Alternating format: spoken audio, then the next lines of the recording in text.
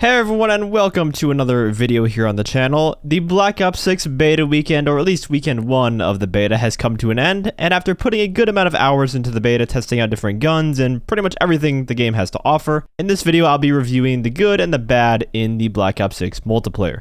So let's start out with the first thing that you'll notice when you boot up Black Ops 6, the UI. We are back to vertical lists again, thank God. This is so much better than the previous games. The friends list is the vertical list again and not boxes in a grid format like in MW2 and MW3. Create a class attachments and guns are in a nice vertical line. And I can't tell you how much easier of a time it is navigating through the menus in Black Ops 6 than in the past two COD games with those horrendous horizontal scrolling lists. I no longer feel like a 75-year-old man using a smartphone for the first time going through the UI like I did in MW2 and 3. Now, the new gameplay features in Black Ops 6, we have the Omni movement, which allows you to sprint, dive, and slide in any direction while looking in another direction. And when you switch directions while prone, it now shows your character lying on their back instead of them doing a full 360 from the default prone position. So it's like Max Payne if you've played Max Payne 3 in those games.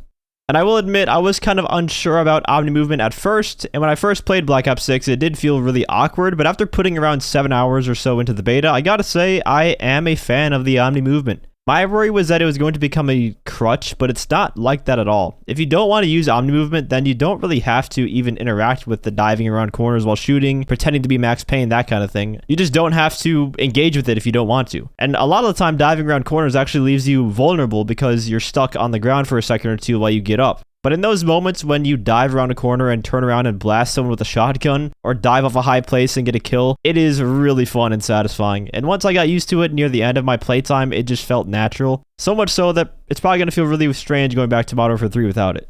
Repeat, HVT under fire. We took out their HVT. Sending base. TACOM, launch your UAV. UAV in return. That guy just got his ankles broken, holy shit. I hear people. HVT is taken. Back safe. Me HVT on site. Take Oh, perfect. Please come in here. Damn it. Oh, he saw me on the UAV because he has the scan. Hey, yo, what the fuck? The other new feature is the ability to take enemy players from behind and use them as a human shield, and while you're holding on to them, voice chat is activated between the hostage taker and the victim, which leads to moments of pure comedy and rage that you would expect while playing Call of Duty. You're coming with me, buddy. Come on.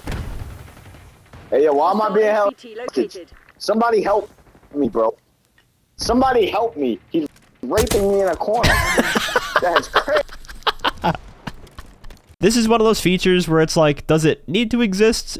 No. And would the game play the same without the feature? Yes, it would, but it's just fun. It's a fun, goofy mechanic that creates a lot of laughs. And I feel like a lot of games these days are kind of missing that aspect of just adding in stuff for the reason of it being fun and nothing else.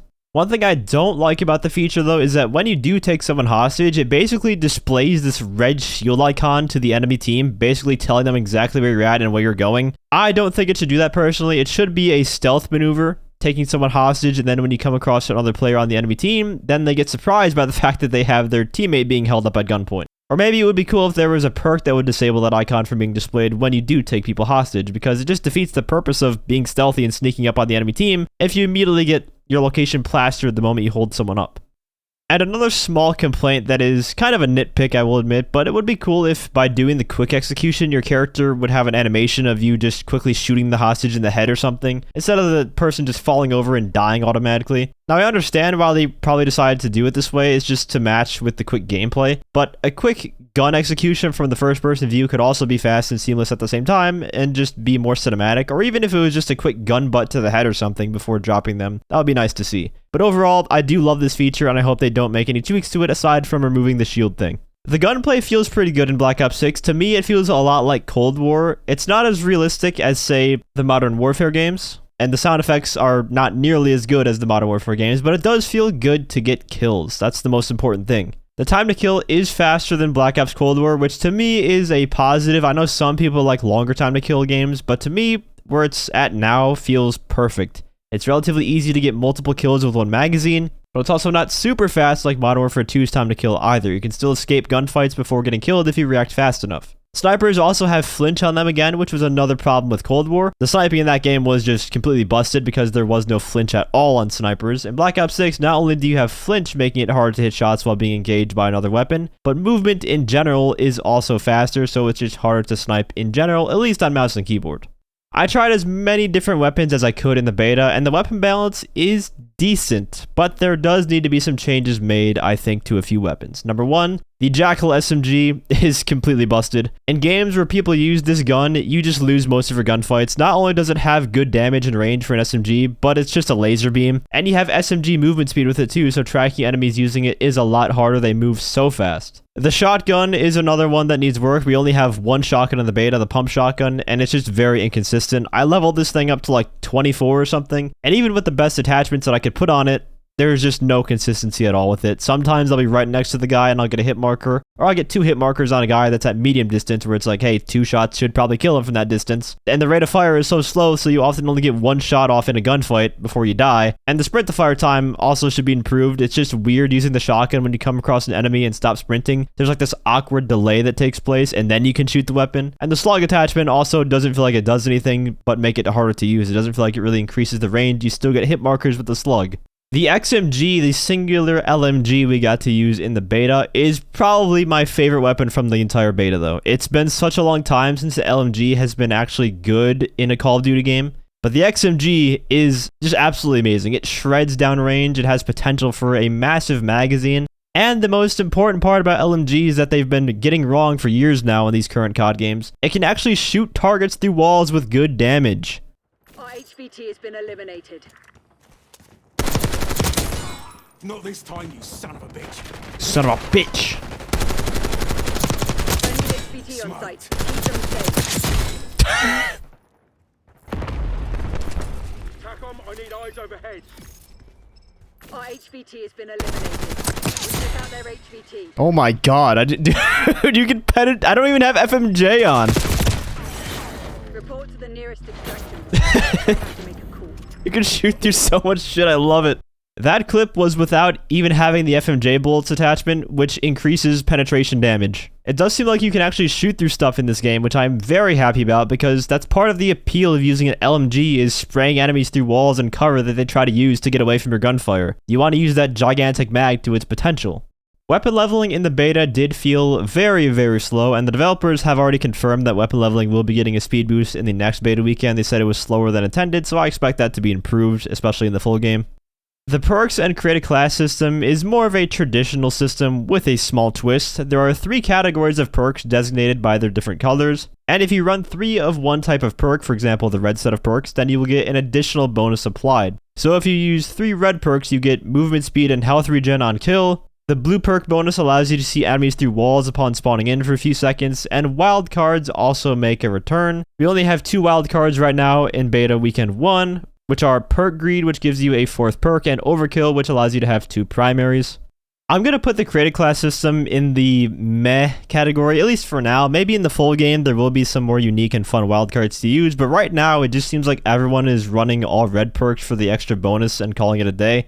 So there might be some imbalances there with the extra bonuses, but even the perks in general, there's not a whole lot of originality with the perk choices. You have ones like Flak Jacket, Ghost, the one that hides you from thermals and AI streaks.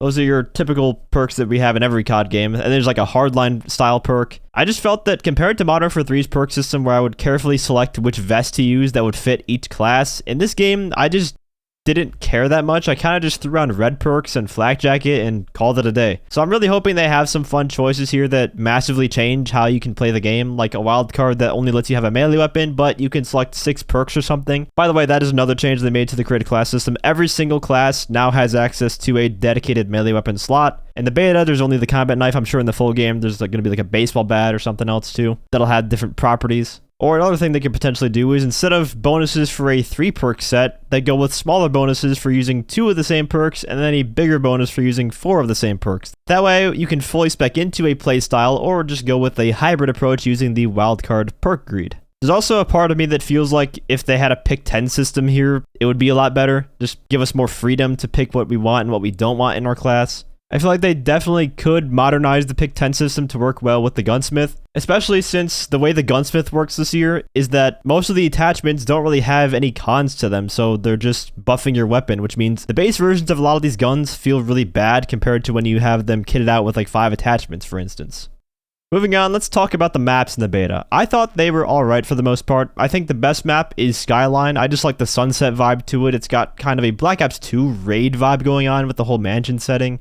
And the secret pathway is also cool. It's even got a secret RCXD pathway. The other maps were just fine. Spawns might need some work though. A lot of the time I would be spawning in and immediately get shot in the back by an enemy. Spawns are usually always a problem in COD betas though, just historically. I'm pretty sure MW3 was the exact same way. The spawns were just not good. And I think the spawns are one of the main reasons why the maps aren't flowing as they should be. So they probably feel a lot worse to play right now than they should be when the spawns are actually good. They're just kind of all over the place right now.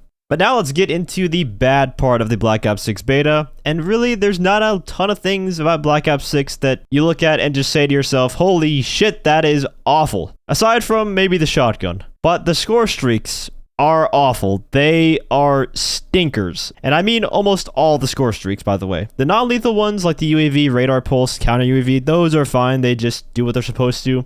But the RCXD, Watchdog helicopter, and Hellstorm missile, I'm sorry, but they're fucking trash. Let's start with the RCXD. For one, why is this thing so massive? It's supposed to be a remote control car. Number two, it handles like a boat. You would think a remote control car would have a turn radius like a, remote control car. This thing turns like a freaking boat. And number three, it's too slow and too easy to take out. You take it out in one bullet. It's likely too easy to take out because of some of the other reasons I mentioned too. It's slow, doesn't have much maneuverability, and it's big. It's a night and day difference comparing this RC car to Black Ops 1's RCXD, and that was what, from the 60s back in Vietnam? You're telling me they made an RC car with explosives strapped to it better in the 60s than in the 90s? Come on now. The Watchdog helicopter also sucks massive wiener. It makes a warning sound before the helicopter actually takes aim and shoots at you. Just how nice of the enemy to notify me before they try to mow me down with an assault helicopter. And yes, I will say, try to mow you down, because the helicopter shoots in these little fart bursts that often don't even kill an enemy in one burst. So if you just take out a gun and shoot at it, it's probably not going to kill you until the thing's dead. You might average like 1 or 2 kills with it per use, and that's it. And the Hellstorm missile, the Predator missile style streak in this game, is a 1200 score streak. A 1200 score streak, 12 kills, and you average 1 to 3 kills with it. In Black Ops 2, a 1200 score streak was an orbital VSAT. Now I know, score towards the streak might be calculated a bit different in this game, but a 1200 score streak should not be this awful. I don't know if you've ever had a COD game where the Predator missile streak requires more score than a helicopter does. None of the lethal streaks at the moment feel good to use. They all feel like garbage. Hopefully that trend doesn't continue with next weekend's beta, because next weekend's going to have the chopper gunner, but right now it's just not looking good. They could use some major buffs and changes across the board. Other than that though, the game is overall solid. There are some technical issues like FPS drops on certain maps, so some optimization might be needed before launch. Also, for whatever reason, whenever I open my scoreboard, the game has a major packet burst and lags for a second. So if I spam the scoreboard, my game just completely shits itself for a few seconds. I don't know why that happens. Hardpoint is secure. Lag my game, yeah! Hardpoint identified. Lag the game! Hopefully that doesn't transfer to the full game and they get that fixed. But technical and graphical issues like that are kind of to be expected in a beta, so I'm not really going to shit on it for that. It's an old build of the game. Anyways, that's going to wrap up my review of the Black Ops 6 beta. Let me know your thoughts on the beta if you had a chance to play it yourself. And if you enjoyed the video or found it helpful, feel free to leave a like, as well as subscribe to my channel for more content. I also want to give a huge shout out to all my channel members for your support. If you'd like to become a member for some exclusive perks, you can either use the join button or the link that's down in the description. And as always, thanks for watching and have a great day.